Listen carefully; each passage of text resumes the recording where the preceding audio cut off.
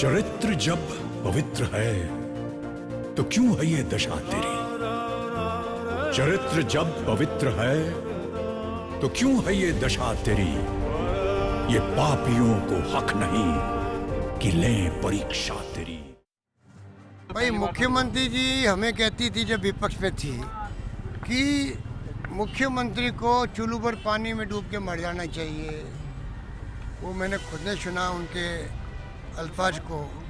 आज मैं उनसे पूछना चाहूँगा कि आप तो महिला मुख्यमंत्री हैं और आपके राज्य में 3 साल की 5 साल की 7 साल की बच्चियों के रेप की लगातार घटना होती जा रही है।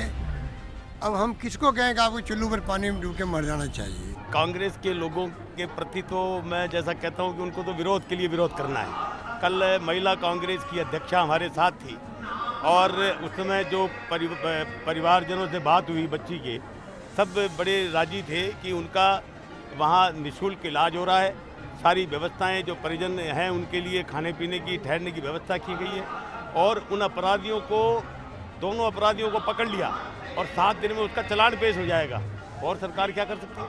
ये बहुत चिंता का विषय है कि राजस्थान में लगातार जिस प्रकार से पूरा देश जानता है कि राजस्थान की जनता को शर्मसार होना पड़ रहा है। महिलाओं का, बालिकाओं का बलात्कार हो रहा है, उत्पीड़न हो रहा है और ऐसी घटनाएं जब सामने आती हैं तो बजाय उसके कि इस पर कदम उठाए जाएं, सरकार इसके लिए कुछ गंभीर चिंतन करे, कुछ प्रभावशाली कदम उठाएं, इस प्रकार के बयान जब सरकार के मंत्रियों के आते हैं तो बड़ा दुख लोगों को होता है। और मैं ना सिर्फ कांग्रेस पार्टी की तरफ से लेकिन प्रदेश की जनता की तरफ से मांग करना चाहता हूं कि मुख्यमंत्री बाकी सारे काम छोड़कर अब कानून व्यवस्था को अपना एक केंद्र बिंदु बनाएं। कि इसको पार्टीबाजी ना किया जाए, कोई भी हो, कांग्रेस हो, चाहे बीजेपी हो, चाहे समाज पार्टी हो, कोई आम आदमी हो, लेकिन इसका हमें को न्याय चाहिए और गुनहगार को सज़ा चाहिए, सख्त से सज़ा। क्योंकि मेरी बेटी के साथ हो गया सो हो गया, लेकिन दूसरी के साथ कभी ऐसा ना हो। इसलिए उन दरिंदों को सबसे सख्त से सख्त सज़ा दी जाए। पीड़ित पिता की गुहार यही है कि बेटी के साथ जो कुछ हुआ आइंदा और किसी की बेटी के साथ ऐसा ना हो। खालिद कुरैशी हैं बीकानेर से हमारे साथ। खालिद साहब नमस्कार। कैसे रोका जाएगा ऐसी वारदातों को? किसी सरकार को चुल्लू भर पानी में डूबने की जरूरत नहीं है। किसी सरकार को या प्रशासन को चालान काटने की जरूरत नहीं है। कार्रवाई हो सकती, तब तुरंत कार्रवाई हो, तब ऐसे घटनाओं को रोक लेगी। दूसरे में जिम्मेदार है यही नहीं, प्रशासन जिम्मेदार है या फिर सरकार जिम्मेदार है। उन बच्चों के माता पिता जिम्मेदार है। उनके लाख समझाने बावजूद भी अगर मैं या आप किसी को समझाते हैं कि बच्चों का थोड़ा ख्याल रखो तो वो मानते नहीं है, लापरवाही करते हैं और बच्चों के साथ में ऐसी घटनाएं होती है।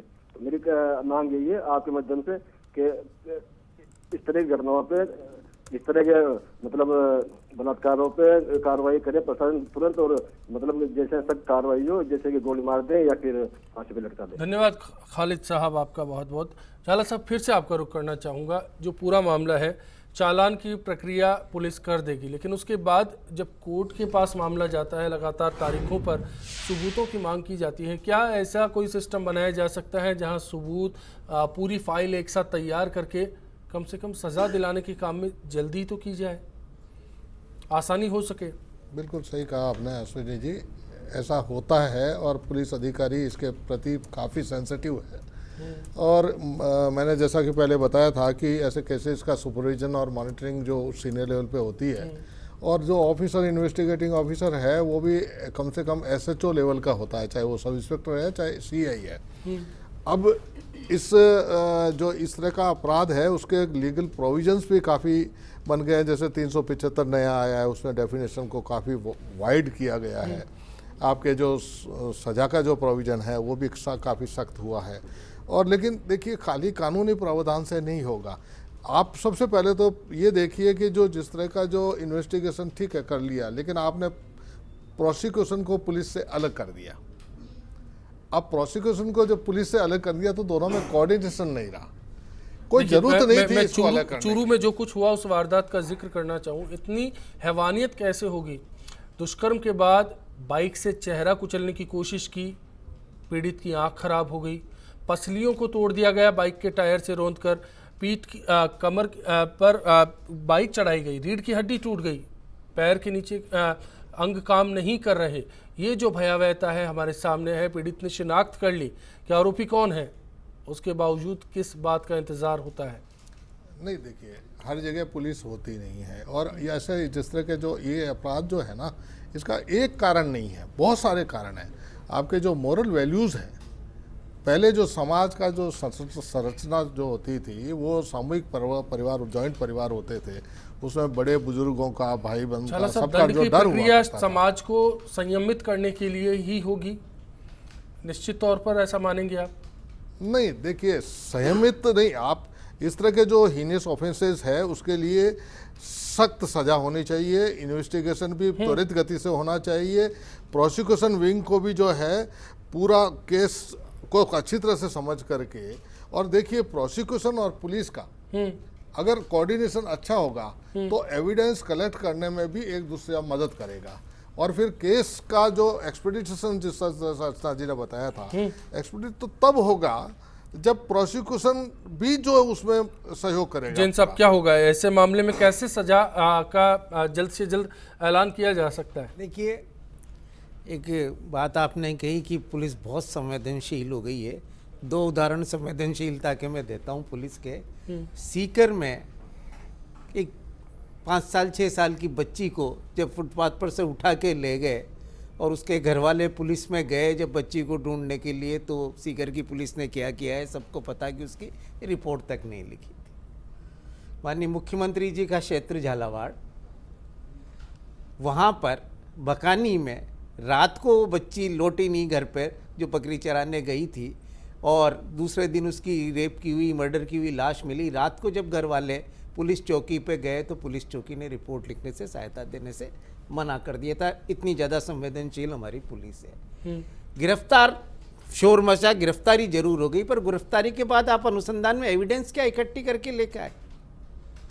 और दूसरी बात, तीसरी संवेदनशीलता सरकारों की, 2012 में बच्चों के यौन उत्पीड़न का मामला आया और स्पेशल बना कि इसमें स्पेशल कोर्ट्स बनाई जाए जहाँ इनकी ट्रायल जल्दी हो। सरकारों ने क्या किया? आप सबर करें, थोड़ा सा उंगली नीचे रखें अपनी, सबर करें थोड़ा सा। और उसमें क्या किया? जहां के जिला न्यायाधीश जो ओवरबर्डन थे उन्हीं को बाल न्याय, उसका पॉक्सो का काम दे दिया गया। हालत ये हुई कि जो नॉर्मल केस में जितना टाइम लगता था उससे ज्यादा टाइम उसमें लगने लगा। अब जाके उसको फिर दूसरी अदालतों में बांटा है। विशेष न्यायालय आज तक नहीं बनाए गए क्योंकि फाइनेंशियल बर्डन आता है, कभी फाइल फाइनेंस में जाके अटक जाती है, न्याय देने के लिए पैसे नहीं है, इसलिए अदालतें नहीं खोली गई। तो जब आपका इन्वेस्टिगेशन सिस्टम नहीं है, आपने कहा कि फॉरेंसिक लैब नहीं है, 34 जगह आपने फॉरेंसिक मोबाइल यूनिट से बना दी, अगर फॉरेंसिक की रिपोर्ट ही आप 2-2 साल तक नहीं लाओगे तो कैसे ट्रायल जल्दी पूरी होगी? जब कोर्ट्स ट्रायल करने वाली नहीं होगी, आपके पास एक्सपर्ट्स प्रोसिक्यूटर नहीं है बच्चों के करने वाले, इंटरप्रेटर्स नहीं है वहां पर समझने वाले। निमिषा जी, जो सरकारों को करना चाहिए वो सब यहाँ पर सामने आ रहा है, लेकिन वो सरकारें उन पर ध्यान नहीं देती। आप कह रही हैं कि योजनाएं ला रहे हैं, ये ला रहे हैं, वो ला रहे हैं, कैसे होगा? इंसाफ के लिए सिस्टम चाहिए और सिस्टम के लिए सहायता चाहिए सरकार की। सरकार इस पर काम क्यों नहीं करती? अश्विनी जी, 10 दिन पहले लगभग केंद्र सरकार एक अध्यादेश ला चुकी है कि महिला उत्पीड़न के जितने भी मामले हैं उनका निस्तारण 1 महीने की समय अवधि में किया जाए। ये आ चुका है और मुझे जहाँ तक जानकारी है within months, within days even ये इम्प्लीमेंटेशन में आ जाएगा। तो जो एक वैक्यूम जो आ रहा है कि अपराधी अपराध करके और वो जो अपराधी को दंड जब मिलना चाहिए उसमें एक बहुत बड़ा जो गैप आ रहा था, वो गैप अब खत्म होने जा रहा है। आप जो तो बोल रही हैं एक भाषण का हिस्सा हो सकता है, भाषण का बिल्कुल लेकिन हिस्सा क्या नहीं एक है, पार्टी का राजनीतिक बयान ऐसा होना चाहिए? कोई बयान पेपर्स का हिस्सा है ये महिला उत्पीड़न के मामलों आप का। मुझे फैक्ट्स गिना दीजिए, क्या किया सरकार ने, क्या कवायद है? एक हेल्पलाइन की जिक्र कर रही है, उस हेल्पलाइन के जरिए कितने मामलों का समाधान किया गया? देखिए डॉक्यूमेंट्स मैं आपको बता रही हूँ, केंद्र महिला आयोग ने हेल्पलाइन बनाई, शिकायतें आती हैं, कितना समाधान हुआ? समाधान 70% समस्याओं का समाधान होता है। वहां पर जन सुनवाई होती है, प्रत्येक सप्ताह के 5 दिन में महिलाएं आती हैं, उनकी सुनवाई होती है, उनका निस्तारण होता है। अभी महिला आयोग ने अपने 80%, 70% समस्याओं का निदान, सुनवाई आ गई, कानून के पास मामला जाएगा, फिर वही अटक जाएंगे, सजा कैसे दिलाएंगे? में जाने से पहले फास्ट ट्रैक कोर्ट्स का क्या होगा, फॉरेंसिक लैब का क्या होगा, पुलिस सिस्टम को क्या चाहिए, वो जरूरतों का ख्याल है। आदेश आ चुका है 1 महीने की समय अवधि में, within days, maximum within month आपके सामने होगा, क्योंकि आधी आबादी का प्रतिनिधित्व करने वाली, इस लैंगिक असमानता से जूझने वाली इन महिलाओं की चिंता माननीय प्रधानमंत्री जी को अर्चना जी जानना चाहता हूँ, केंद्र के भरोसे अब इंतजार किया जाए? देखिए अश्विनी जी, मैं तो विस्मित हूँ कि आप महिला आयोग के आधार पर ये कह सकते हो कि महिलाओं को न्याय मिले। क्वाजी जुडिशियल संस्था जो टूथलेस है खुद ही, वो खुद से एक रिक्वेस्ट करने वाली संस्था, एक डाकिये के रूप में वो कहती है पुलिस से कि साहब इस पर ऐसी कार्रवाई करिए। महिला आयोग के अध्यक्ष से मेरा खुद का व्यक्तिगत परिचय, मैंने उनके बारे में भी सुना कि वो खुद रो पड़ी कि पुलिस मेरे द्वारा भेजे गए जितने भी मामले हैं उस पर त्वरित कार्रवाई करना दूर, मामलों को दर्ज तक नहीं करती। ये वास्तविकता है। सुनिए, आप, मैं एक अच्छी बात बोल रही हूँ, आपको फिर आपत्ति हो जाती है, ये वास्तविकता है। रो पड़ी, आप कैसे रो पड़ी, वो भावुक हो गई वो।